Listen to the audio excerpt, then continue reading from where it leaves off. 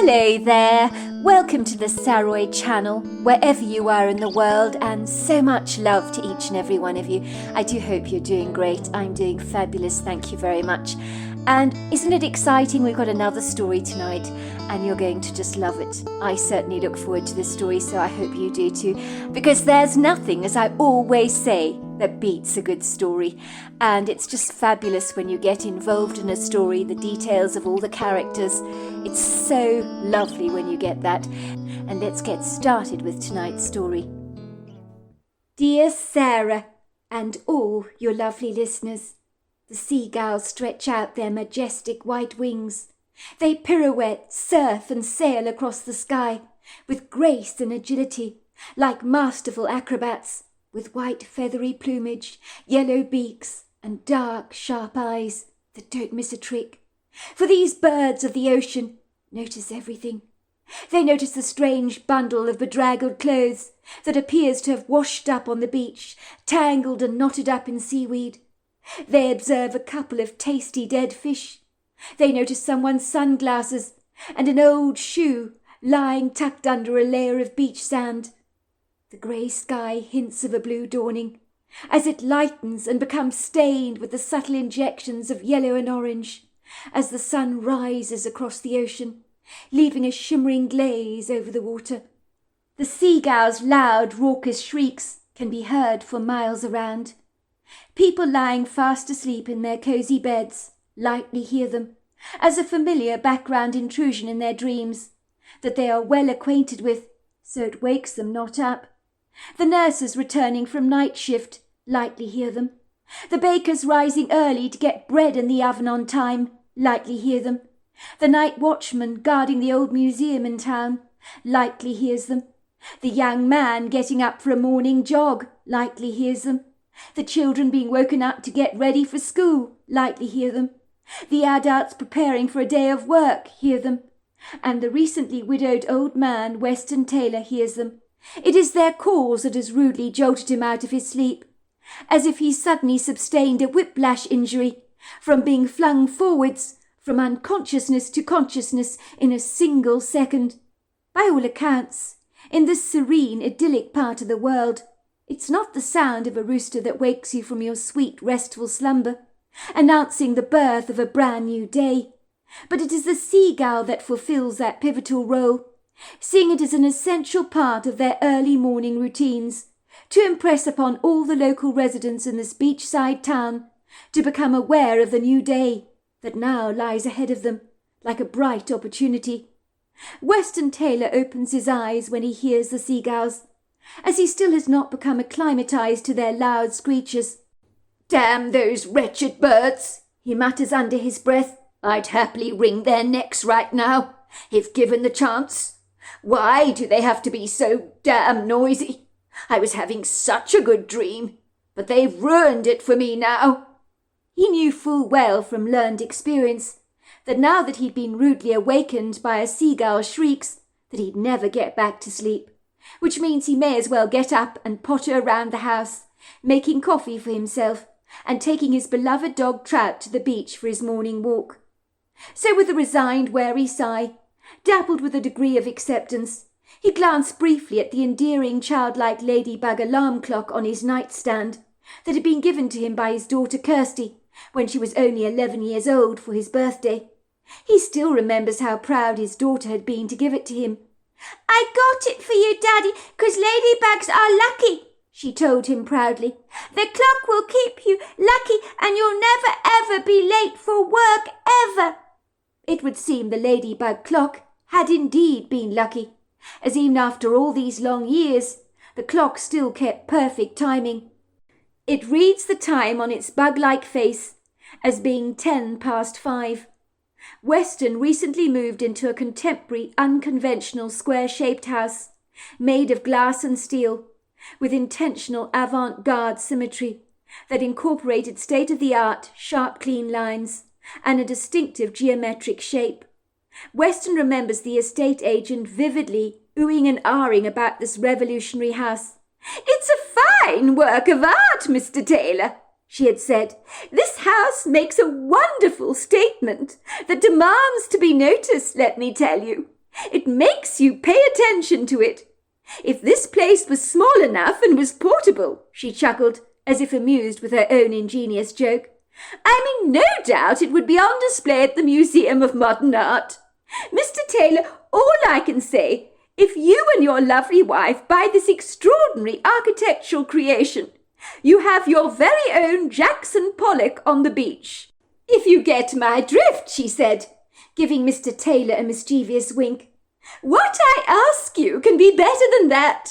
You're setting a trend in this beachside town, where people hang on to the old ways and tradition, Mr. Taylor, as if it's their very best friend. They're so afraid to embrace anything new. But this house throws people out of their comfort zone, does it not? With a great big bang, she trilled happily, like a delighted songbird. I mean, have you ever seen such pioneering architecture? Mastery like this, Mr. Taylor. The architect has thought of every detail in regards to this house. Natural lighting, floor-to-ceiling windows that maximize the stunning benefits of those very idyllic oceanfront views. I mean, what is there not to love about this incredible in-vogue place, Mr. Taylor? Weston, who liked classic designs and historical architecture, wondered why on earth the estate agent was so incredibly enamoured by the progressive, untraditional symmetry of the house that obviously shunned features like arches, ornate columns, window shutters, and attractive ornamentation. By contrast, this modernistic house indulged itself in embodying an industrial look, with minimalistic undertones, with no decorative or lavish embellishments. Weston privately thought the house on the outside looked like a modernistic or rather unfriendly office block, but he chose to say nothing, as the estate agent seemed hell-bent on insisting that this house was one of a kind, and would likely take offence if you didn't agree with her interpretation of the place. Indeed, the estate agent was like a cat who had been initiated by its owners to eat vegan steaks, and had been persuaded to think they were more wonderful than the real juicy, meaty equivalent, as she was one of those people that clearly thought all things new were so much better than anything old. Weston personally liked the confident reassurance of classic architecture that would weather the storms of time and look great and current even 300 years from now.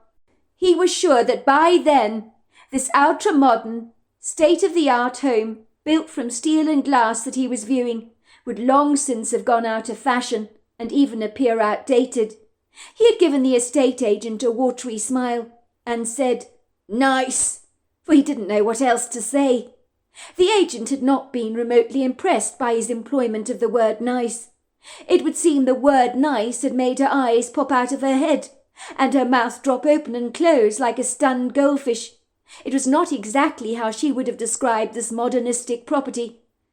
"Nice," she said, looking at Mr. Taylor with an aghast expression on her face, as if he'd knocked the wind out of her sails, or kicked her hard in the guts. "Nice," she said, repeating the word again. "I am so glad, Mr. Taylor, that the architect, Revel Ferguson, is not here to listen to you use the word nice to describe this illustrious place. Mr. Taylor, this property is cutting edge. It's state-of-the-art. If you buy this property, you'll be setting a trend in this very modest seaside town, making a statement. Your house, Mr. Taylor, well, this house, is one of a kind. That can never be overlooked, and it never should be either." Weston had smiled rather bashfully at the estate agent and shrugged his shoulders nonchalantly. "Look, I'm very sorry if I offended you. I'm not into all this modern stuff. I really am not. But I do like the windows, the natural light the property generously invites into the house. That is extremely good, and me and my wife really appreciate that. But this modern style, no, it's not my thing. Not everybody likes Jackson Pollock, you know, Miss Walters," he had told her gingerly, to make his point very clear. The estate agent's face had almost contorted in disbelief. These were outsiders from Houston in Texas. Surely they'd have been more open to innovative architecture like this than the locals in town.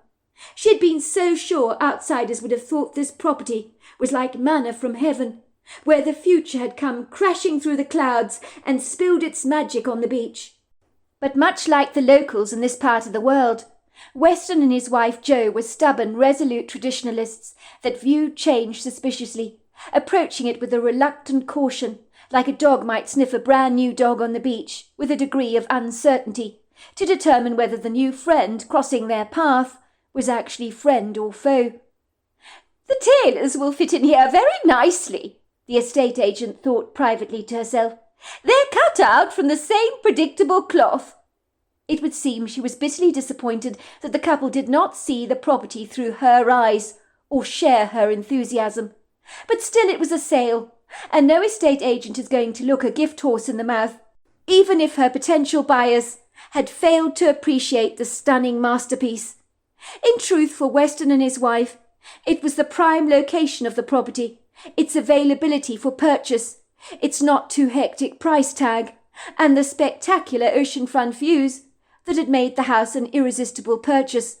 And they had overlooked the fact that it looked a little like a New Age spacecraft from some kind of Star Trek galaxy 100 light years away, and like a meteor had crash-landed on the edge of the beach to shock all the local residents in town, who lightly thought the house was an eyesore or a monstrosity.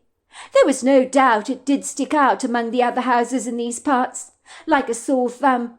It would be like going to a traditional boarding school that embraced old values and traditions, and one of the kids rocks up in your classroom with bright pink punk rock hair, piercings and tattoos, and causes a great deal of shock to the teachers and the children alike. Or like a classic art exhibition in town, incorporating artwork that many might think had been done by a 3-year-old child who had thrown cans of paint at a white canvas, popping it up on the wall with a hefty price tag that would make many faint. Ostensibly, you would have lightly expected the interiors of this modern house that Weston and his wife Jo had purchased to embrace a Tesla kind of technology, with ovens that made your food for you at the press of a button, self-cleaning robots that lightly washed your dishes or made up your beds for you, or buttons that opened and closed the blinds for you, or switched lights and music on and off for you with the slap of a hand. Luckily, although the interiors of Weston's house embraced open-plan living, it was a long way off from AI technology, which was a huge relief to Weston. He would not have liked a house that did all the thinking for him. Suffice to say, without the benefits of AI technology, Weston's dishes were bathing themselves in a cold water bath in the sink that needed to be washed up from the previous night. There was also a mucky ring around the bath that needed addressing, but Weston liked to put household chores on the back burner, something that would likely not impress his late wife. But she was not here to snap him out of his bad habits that were quickly sneaking up on him like a bad smell. Weston and his wife had come to this quaint seaside town on the Pacific Peninsula to enjoy their retirement together. They had left their busy lives in Houston, Texas behind, as if shedding an old winter coat to embrace a more laid-back, leisurely lifestyle, and had moved here over 6 months ago. Weston's beloved wife Jo had then fortuitously had a sudden unexpected heart attack and died very suddenly, and now he was left all on his own.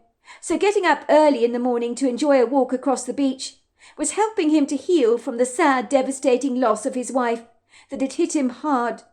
Suffice to say, all his dreams about their retirement that they'd hoped to share together had been swallowed up rudely by the quicksand of disappointment and regret. If anything, Weston had been completely sure that he'd be the one that would die before his wife did. The thought had brought him a huge measure of comfort.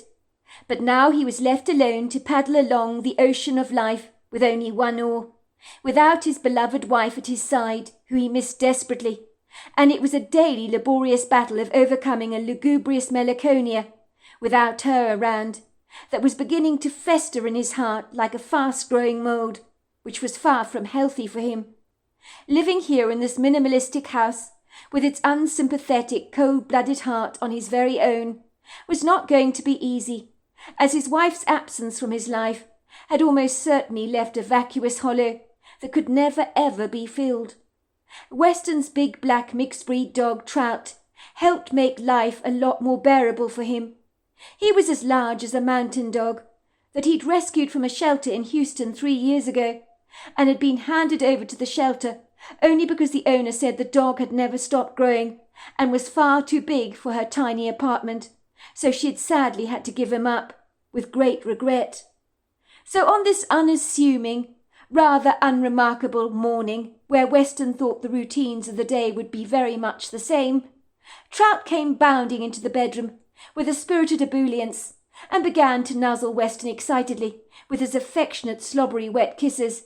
He looked at Weston expectantly through his eager dark eyes, as if to say, "What are you waiting for? Are we not going out?" He began, thumping his tail so hard that his daughter's ladybug alarm clock began to rattle precariously on the nightstand. He didn't want that to break. "Steady now, boy," said Weston. "Calm down. That tail of yours is a lethal weapon. It's treacherous, it is." Weston groaned. All right, Trout. I get the message. I'll get up," he said, feeling a rising pressure from his dog to get moving. Trout was the kind of dog that could bring on an attack of the gills, like an outbreak of measles, if you were to sit on your laurels doing nothing. "Just give me a moment, will you, Trout, to get dressed, and we'll be out of here, I promise." Trout barked appreciatively, as he knew his owner's routines like the back of his big black furry paws. He sat down on his haunches, watching Weston shuffle around his wardrobe to retrieve a long pair of khaki shorts and a white polo neck shirt. On the other side of his sliding wardrobe were his wife's sorry clothes that Weston had not had the heart to hand over to a charity shop yet. He liked the presence of Jo's things. It meant he felt she was still around. Letting go of her things would mean she had really gone, and Weston was not ready to let her go, not just yet. Weston hurried into the bathroom to brush his teeth. Trout trotted behind him, watching his owner's every move, which was oddly comforting for Weston. He liked the fact that Trout's very large, cheerful presence in his home made him feel like he was not completely on his own. Weston soberly studied his gaunt reflection in the mirror, lathering his chin with shaving foam and skillfully running a razor across his chin.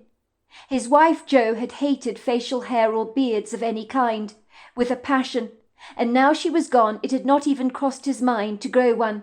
Shaving had become a routine, that it would have felt strange to abandon the habit.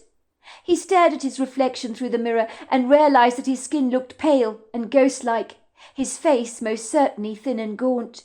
He had lost a significant amount of weight after his wife had died, which was hardly surprising, given that his desire to eat had floated away like a dandelion seed on the wind.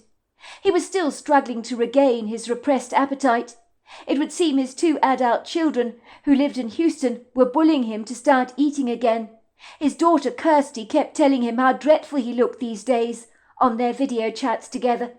She had never been the type of person to keep her opinions to herself, and was inclined to bully him a little. But that was because she was a 7th-grade teacher, and was very accomplished at telling people what to do. "Dad," she said, her mouth turning downwards into a scowl, "you look absolutely dreadful. I'm sorry, but I have to tell you the truth." At that, Weston had laughed. "Kirsty, you've never been the one to mince your words," he'd said to her. "So go ahead. Tell me exactly what you're thinking." She had tutted under her breath. "If Mum could see you now, Dad, she'd be so disappointed with you. You're not taking care of yourself. I'm sorry, Dad, I have to say it. I'm not being unkind. I'm being brutally honest. You are really in a bad way. Look at your eyes and the hollows in your cheeks. I bet you're not eating, are you?" she said, groaning. "Dad, you've got to start eating, even if you have to force yourself to do so." "I'm trying to eat, Kirsty. Really I am. It's not easy. I've lost my appetite," he told her. "Dad, it's not healthy for you not to eat," she had insisted. "You really need to make an effort, or I'll have to move in with you for a while and force the food down your gullet myself. I can't have you fading away on me. Mum would never forgive me if I allowed that to happen." "You've got your own kids and your husband to worry about, Kirsty. I can't have you worrying about me all the time. I'm fine, I promise you, and I'm working at the eating." As Weston paid closer attention to his unsettling reflection in the mirror, he realized his daughter Kirsty was absolutely right. He didn't look at all healthy. That's what grief did to you. He looked emaciated, withdrawn, and almost waxy, as if he was half alive. His silvery hair had got considerably thinner in recent months, probably due to the lack of nourishment in his body, that was now mirroring back to him the sadness in his soul. Before long, Weston had left the house, following 3 or 4 concrete steps down to the beach, Trout leading the way. The horizon was scattered with the golden prisms of light, and the round disk of the sun could be seen rising over the water. It was a cool, invigorating morning, with a slight, rather tingling chill in the air. It would surely warm up later. The beach was quiet, without a solitary soul in sight. Despite the faint scribbles of pretty yellow light that bathed the horizon, it was still significantly dark outside. The morning was making that ambiguous transition from darkness into light, with a lingering struggle, almost as if an invisible battle was going on behind the scenes, with a lighting engineer who was having problems with the staging effects.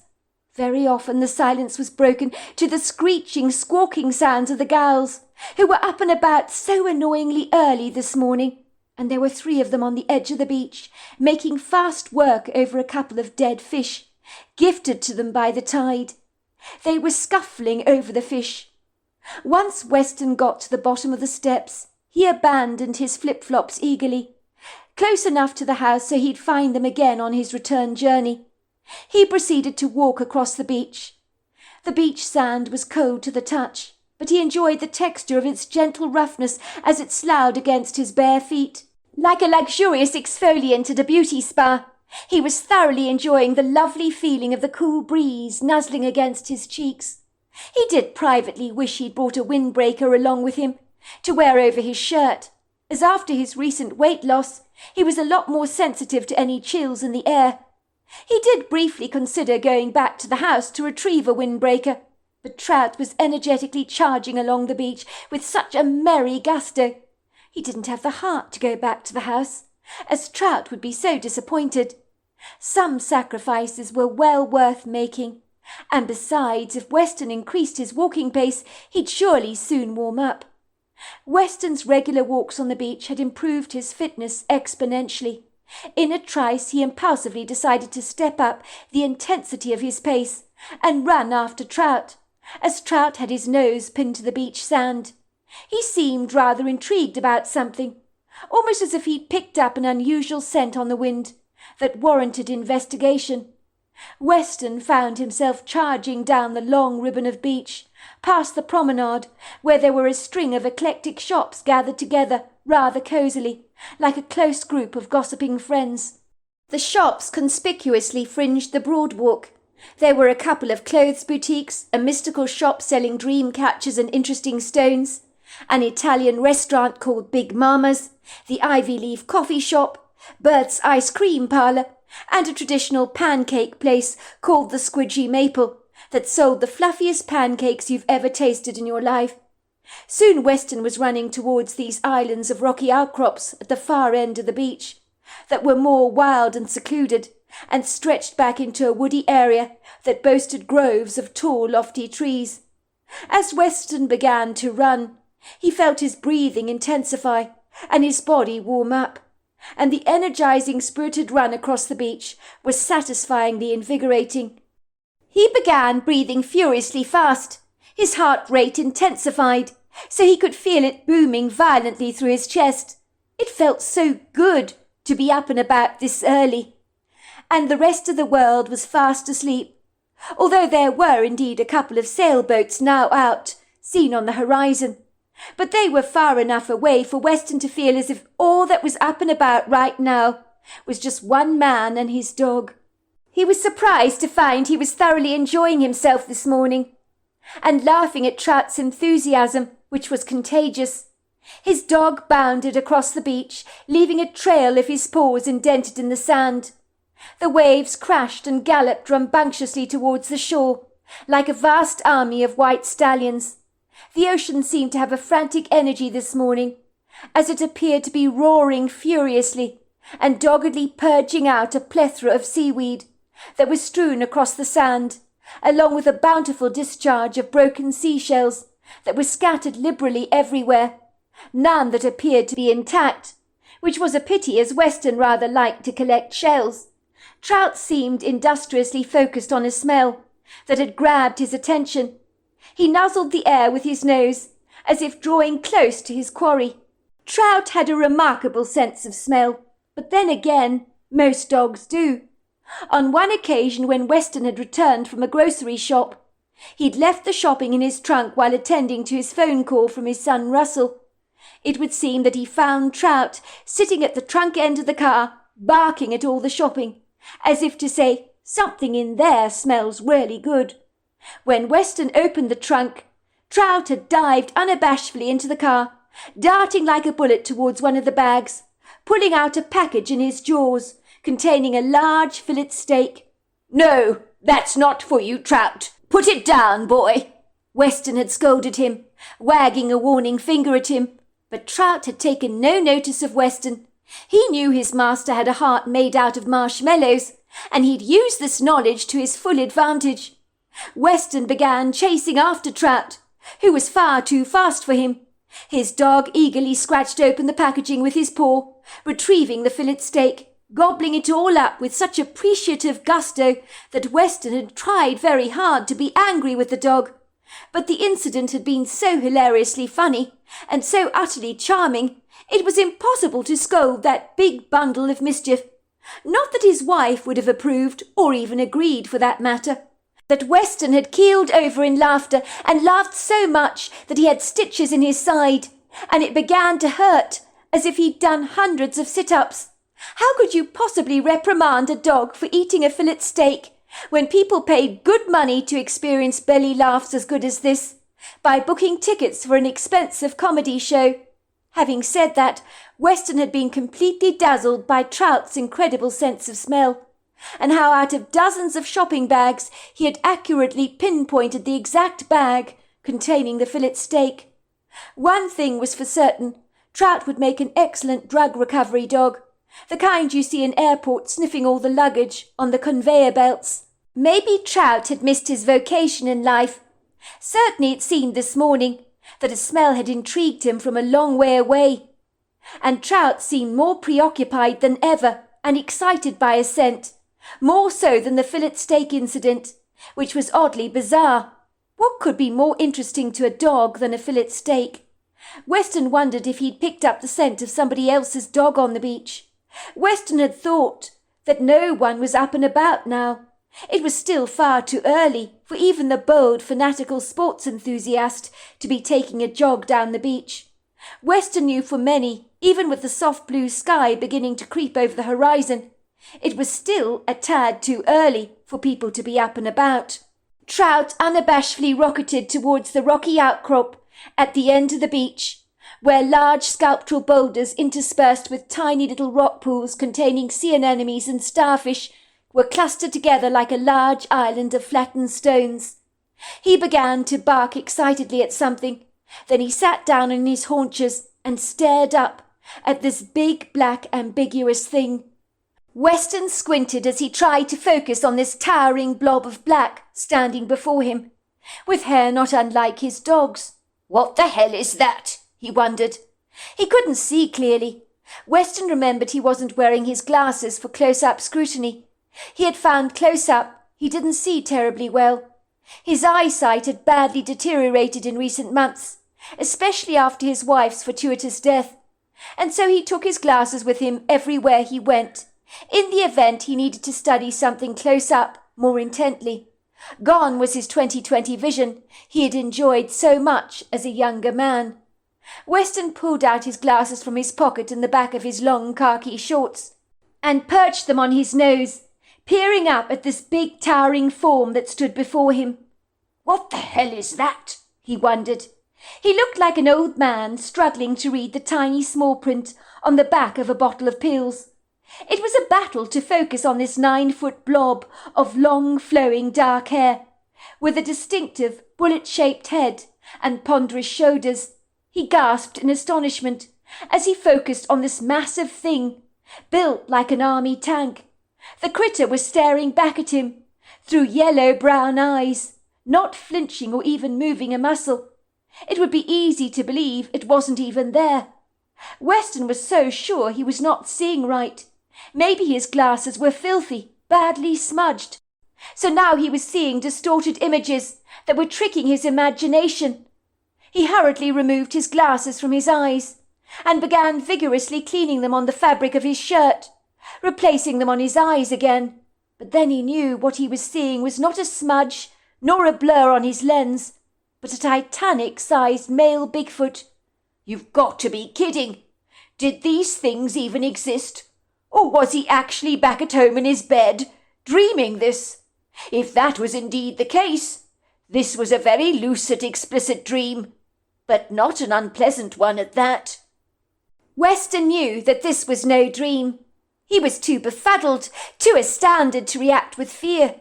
When you experience something so strange, so idiosyncratic, so outlandish, it can catapult you out of your reality, like a stone in a slingshot.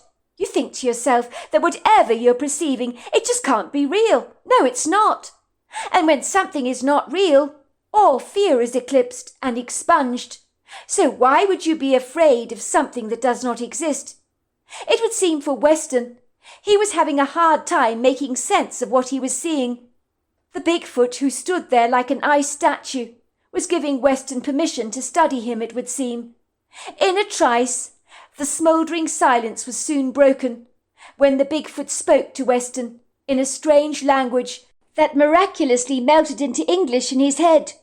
Mortali, hilatana, quolopasi, ha shakilatina, ho pilasi. Get over it, the creature said. I am real. There are more pressing matters at stake that you need to attend to as a matter of urgency. Tolati katwasila holapi. I thought you would never come. Kolopila. She's over there. The Bigfoot was pointing towards a large lump of rags on the beach, tangled up in seaweed. Weston gawked at the Bigfoot, as if trying to make sense of the unorthodox fact that the creature had actually spoken to him in an ancient language that he actually comprehended. How was that even remotely possible? Weston had struggled to learn French at school when he was a young man, and yet the words the Bigfoot spoke and their meanings just floated into his head with a fluidness that took him aback. The Bigfoot continued to point to the bundle of rags on the beach and said, Poloti, ata. You need to be quick about it. Weston nodded, although he did not comprehend why this Bigfoot appeared to be getting excited about a bunch of old rags that had washed up on the beach. But he would humour the Titanic-sized beast, who clearly wanted him to examine the rags for some profound, rather bizarre reason. Weston ran towards the bundle of rags, with Trout bounding at his side, thrashing his tail enthusiastically and barking merrily. Weston turned around to look at the Bigfoot, but the creature had all but disappeared. How could he have vanished so quickly? Where the hell had he gone? For a brief second, Weston was disappointed. He didn't want the Bigfoot to go anywhere, for reasons he could not explain, but he kind of liked the outlandish creature, that it seemed extraordinarily intelligent and very human. Weston had been astonished that the Bigfoot's face reminded him of an old school friend of his, with Native American ancestry. Maybe it was the high cheekbones, the hooded eyes, that gave him the impression, but the Bigfoot looked like an Indian warrior, built like a giant, covered in hair. Weston had not felt any fear of the Bigfoot due to the creature's obvious emotional intelligence. The creature had been benevolent, and even Trout, who initially barked at the creature, had sat down and stared at the Bigfoot with doe eyes, as if he knew the Bigfoot was to be respected. Trout did not view the Bigfoot as strange, but like a large human being wearing a thick furry coat in summer. Trout had never behaved like that with Weston, when he had shamelessly stolen that fillet steak, but he had looked up at the Bigfoot as if the creature was some kind of dog whisperer, like Caesar Milan, who works miracles with dogs with his masterful techniques and intrinsic understanding of dog behaviour. Weston tried to focus on the bag of rags that had washed up on the beach, that was surprisingly dry. What the hell is this, he thought, peering over the bundle to study it more closely. So there we are. That's the end of part 1. Part 2 is tomorrow night. I look forward to you joining me then. Until next time, goodbye and good night.